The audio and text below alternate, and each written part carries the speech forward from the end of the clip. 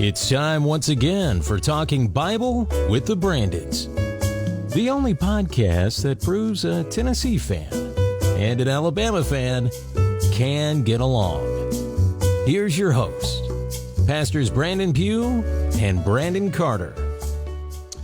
Good morning, Bethel, and always a joy, always a pleasure and a privilege to be here sharing this time with you. Maybe it's at the beginning of your day, maybe it's in the afternoon, maybe it's at the end of the day, and this voice is the last thing that you hear before your eyes close and you go off to dreamland.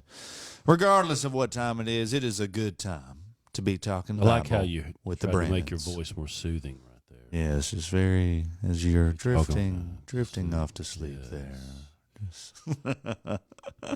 Well, I'm trying to imitate you, because whenever you preach, that seems to be the effect that you have. Just because I look around and Yeah, I'm good at that. yeah, It's like ether breath. that's right. That's Makes right. people You go to just sleep. you just got the gift, man. It's like, coffee. Will wake you up. If we Yeah. could find some way to like put your preaching, like stir it in a cup here and drink it. Everybody go to sleep. Oh man, we'd be millionaires. Millionaires. That's right. Amen.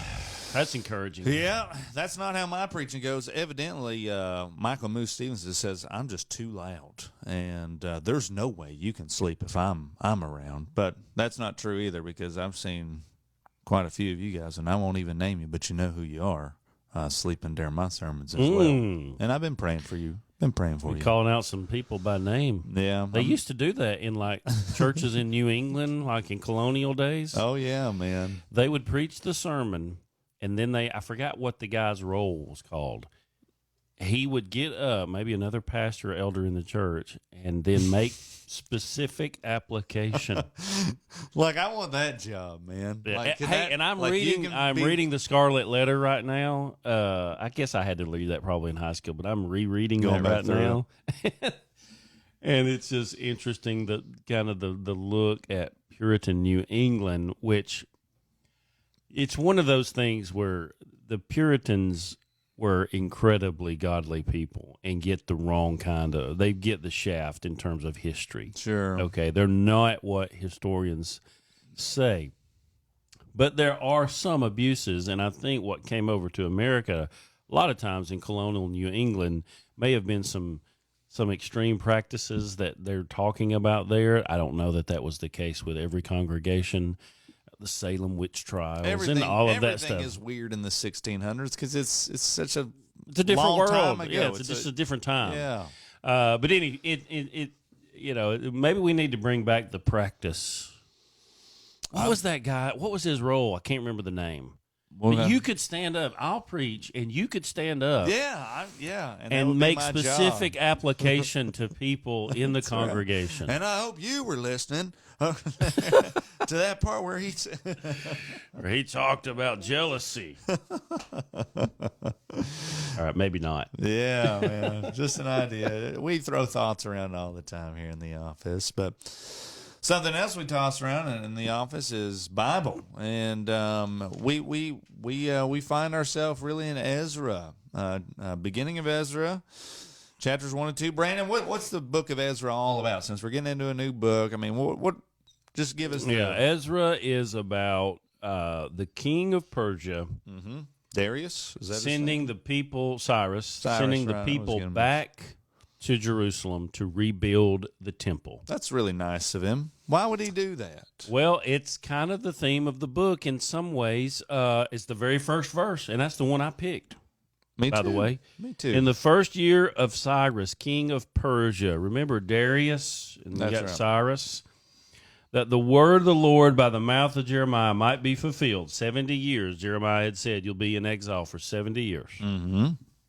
The Lord stirred up the spirit of Cyrus, king of Persia, so that he made a proclamation throughout all his kingdom and put it in writing. And basically he says, all you Jews can go back, rebuild the temple, and we'll help you pay for it. Wow, that's a pretty good deal. We'll give you protection when you go back to Jerusalem, and we will help you pay for it. So the book of Ezra is just this wonderful, wonderful book about how God is restoring his kingdom, restoring his people, restoring the temple, and putting it all back together. And he uses a pagan king to do it. Now, reminds me of the end of Proverbs 21:1. The king's heart is like a channel of water, and the Lord turns it wherever he will. Dude, I wrote that down too. Yeah. So it's exactly what that is about. God is sovereign, in control, and he can stir and raise up whoever he wants to be his instrument. And in this case, sorry, Spurgeon.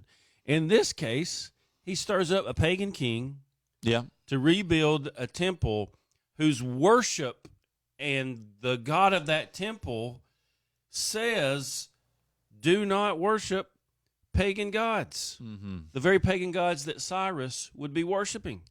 So Cyrus helps to rebuild the very religion, so to speak, that is seeking to undermine his religion. Right.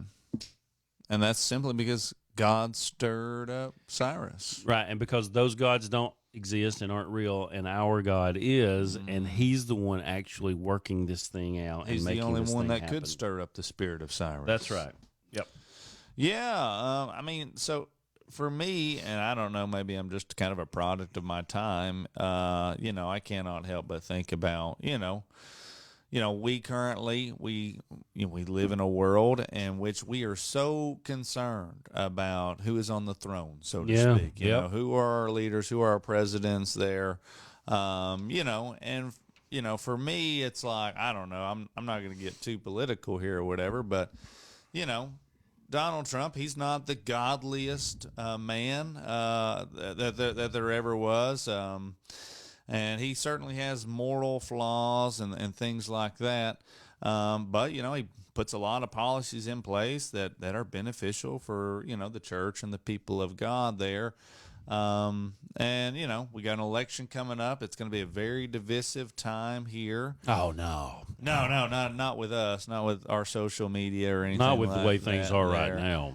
Yeah. So, but the thing is ultimately, I think that we have to remember that regardless of the outcome of that election, God is ultimately in control. I mean, so, right here, God certainly took someone who wasn't godly, and he stirred him up, and it benefited the people of God. And I'm not comparing.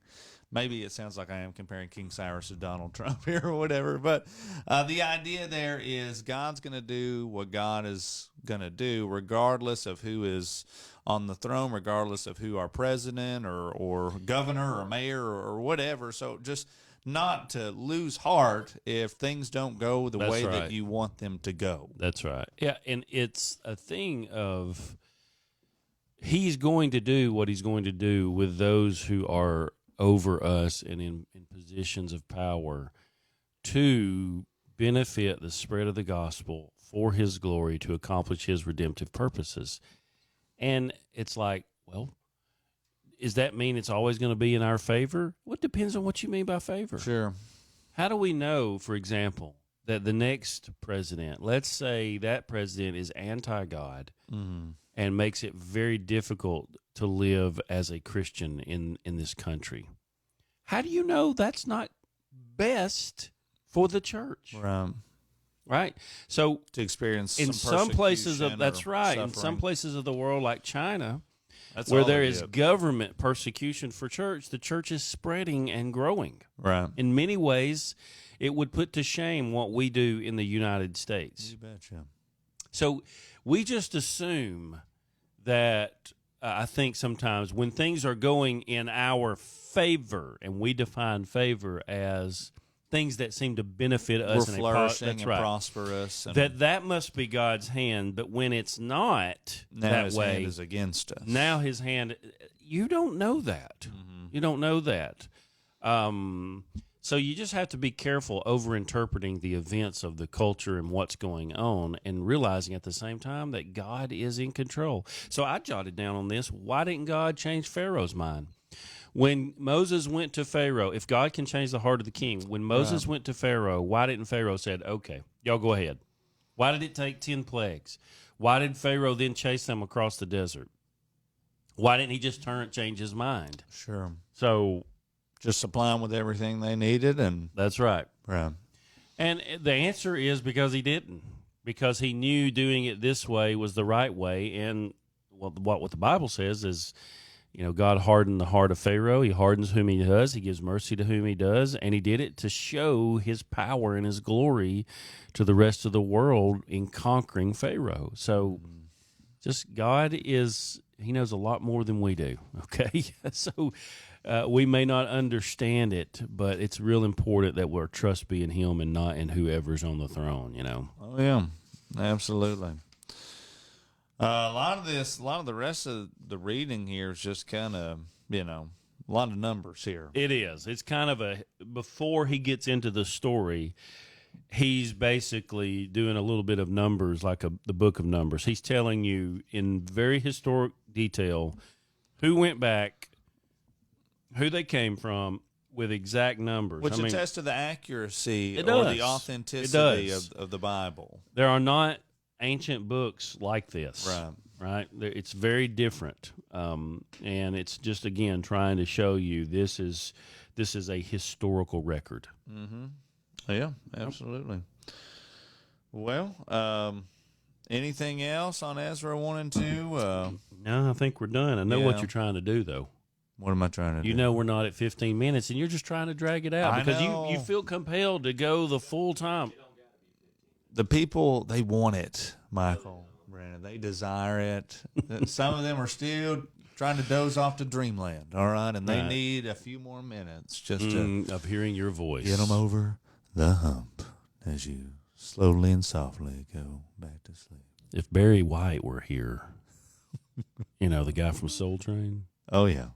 He'd be proud. That voice. Mm-hmm. Oh, yeah. Mm-hmm.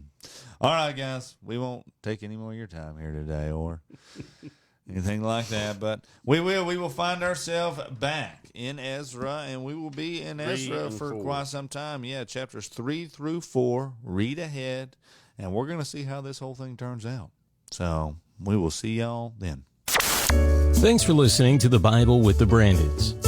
Be sure to like our page on Facebook and subscribe to our YouTube channel. Just search for Bethel Baptist RC. You can also get updates at our website at www.bethelnow.net. Thanks again for listening.